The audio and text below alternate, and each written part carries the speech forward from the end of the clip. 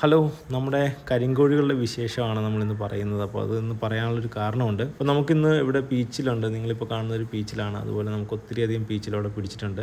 അതുപോലെ തന്നെ നമ്മളിത് പീച്ചിൽ വള്ളി പടർന്നു വന്നിരിക്കുന്നത് നമ്മുടെ കോവക്ക പന്തലിലേക്കാണ്. ശുദ്ധമായ വെള്ളം ഉണ്ടായിരിക്കണമെന്ന് നിർബന്ധം പിടിക്കുന്നത് പോലെ തന്നെ നമുക്ക് ഏറ്റവും ഇമ്പോർട്ടൻ്റ് ആയിട്ട് പറയേണ്ട ഒരു കാര്യം എന്ന് വെച്ചാൽ ഈ ചൂട് കാലത്ത് അവയ്ക്കൊരു നല്ല തണൽ കൊടുക്കുക എന്നുകൂടെ ഉള്ളത് ഏറ്റവും ഇമ്പോർട്ടൻ്റ് ആയിട്ടുള്ളൊരു കാര്യമാണ്. കോഴികൾക്ക് തണലെന്ന പോലെ തന്നെ നമുക്ക് പച്ചക്കറികൾ, അതായത് നമുക്ക് കോവയ്ക്ക ഒരു 2 ദിവസം കൂടുമ്പോൾ തന്നെ കോവക്ക എടുക്കാൻ പറ്റും. അതുപോലെ തന്നെ ഞാനിപ്പോൾ പീച്ചിലും അതിൽ തന്നെയാണ് പടർത്തിയിരിക്കുന്നത്. അപ്പോൾ കോഴികൾക്കും ഈ കോവക്കകൾ ഭയങ്കര ഇഷ്ടമാണ്. നമ്മൾ പഴുക്കാൻ വേണ്ടി കുറച്ച് കോവക്കകൾ നിർത്താറുണ്ട്. കാര്യം കിളികൾക്കൊക്കെ കഴിക്കാൻ വേണ്ടിയിട്ടാണ് അങ്ങനെ നിർത്താറുള്ളത്. അതിൽ പകുതി ഭാഗവും കോഴികൾക്ക് കൊടുക്കാറുണ്ട് നമ്മൾ. കോഴികൾക്കും ഭയങ്കര ഇഷ്ടമുള്ളൊരു ഭക്ഷണമാണ് ഈ കോവക്ക പഴുത്തത്. കഴിഞ്ഞ ദിവസങ്ങളിൽ ന്യൂസ് ചാനലിലെ ഒരു പ്രധാന കാര്യം എന്ന് വെച്ചാൽ കോഴികളൊക്കെ ചൂട് കൊണ്ട് ചത്തുപോകുന്നു എന്ന് പറഞ്ഞിട്ടാണ്. അപ്പോൾ അത് നമുക്ക് ഈസി ആയിട്ട് സോൾവ് ചെയ്യാൻ പറ്റുന്ന ഒരു കാര്യമാണ് കോവക്ക അങ്ങനെയുള്ള സാധനങ്ങളൊക്കെ ഒരു പന്തലായിട്ട് പണിഞ്ഞ് കൊടുക്കുക എന്നുള്ളത്.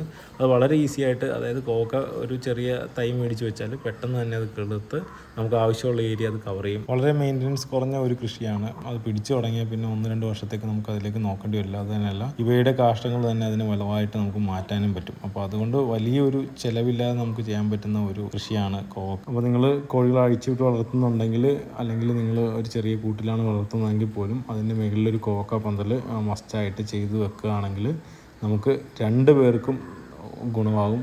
കോഴികൾക്കും ഗുണമാകും. അതുപോലെ തന്നെ നമുക്ക് മനുഷ്യർക്കും നമുക്ക് അതിൻ്റെ കോവക്കകൾ പറിച്ച് നമുക്ക് ഉപയോഗിക്കാൻ പറ്റും. നോക്കൂ, ഒത്തിരി താല്പര്യത്തോടെയാണ് കോവക്ക നിങ്ങൾ കഴിച്ച് മാറ്റുന്നത്. നിങ്ങൾ കോഴികൾ വളർത്തുന്നുണ്ടെങ്കിൽ വ്യാവസായികമായിട്ട് കോവക്ക വളർത്തുന്നതിലും തെറ്റില്ല എന്നുള്ളതാണ് എനിക്ക് മനസ്സിലായത്. കാരണം വളരെ ചിലവ് കുറഞ്ഞ, വളരെ മെയിൻ്റനൻസ് കുറഞ്ഞ ഒരു കൃഷിയാണ് കോവക്ക. എന്നാൽ എല്ലാവർക്കും ഗുണം ചെയ്യുന്ന ഒരു കൃഷിയുമാണ്.